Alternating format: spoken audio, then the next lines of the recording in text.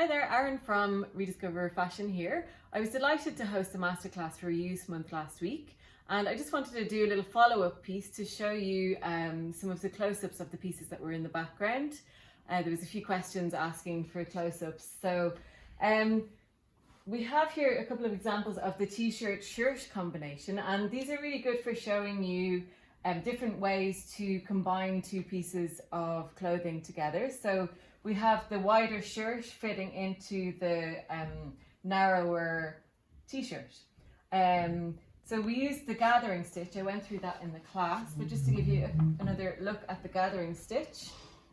The shirt is gathered in to match the measurement of the t-shirt using these two lines of stitching, which are parallel to each other and inside the seam allowance. So you can see they stay in the clothing, but they're not visible on the outside there. And they basically, you sew those two lines of stitching and you'll gather your shirt in to match the measurement of your t-shirt.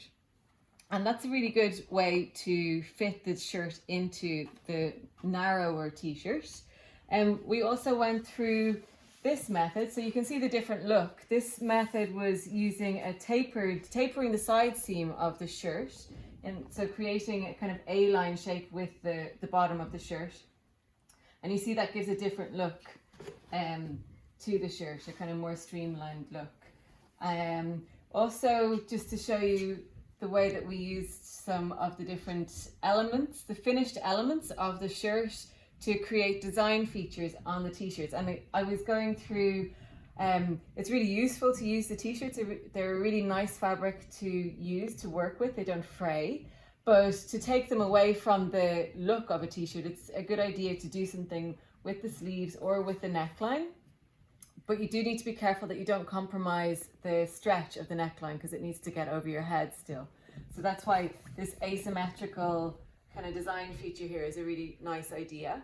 You're using the curve of the neckline of the collar to fit it into the curve of the neckline of the t-shirt. So that can work really well.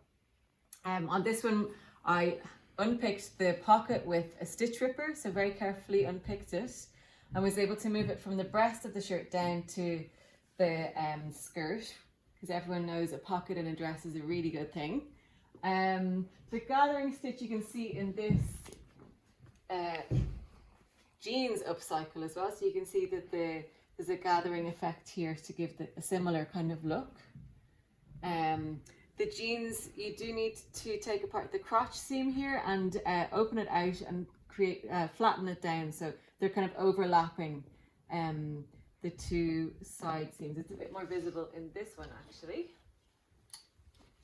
that technique. So to create the flat, to change it from a curve that goes between your legs to a flat kind of shape, you need to unpick the crotch seam and overlap the two pieces like that.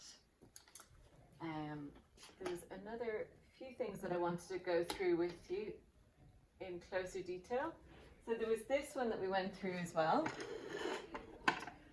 This one was a kind of, just to show you how you can have a bit of fun by turning things on their side. And it really helps when you're to shift, because you look at a shirt, you think it's just a shirt, it stays a shirt. But if you look at it a bit with a bit of a different eye, and look at the elements that you can use for different parts of a piece of clothing, you can really start having a bit of fun and create something really unique.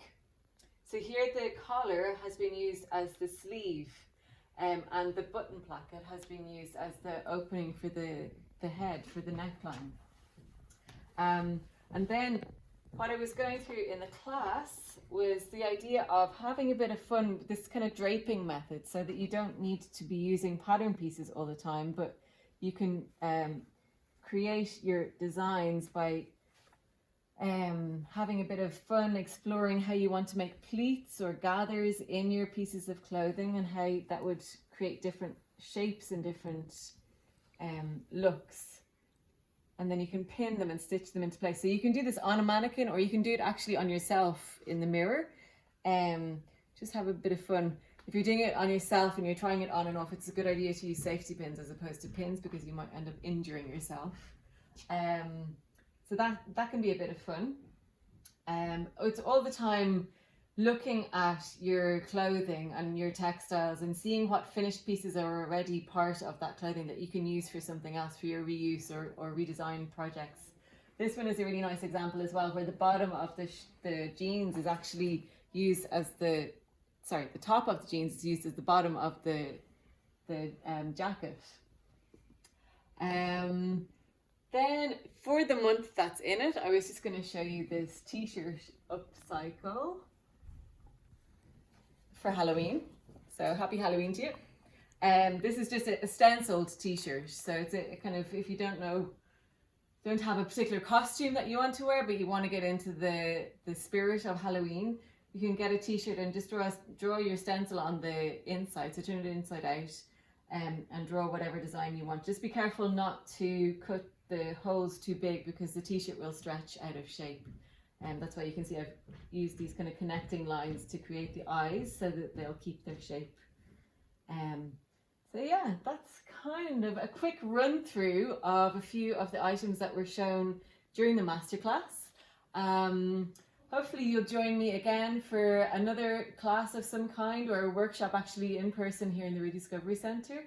And hopefully you'll take part in some reuse projects yourself in honour of Reuse Month. Thank you.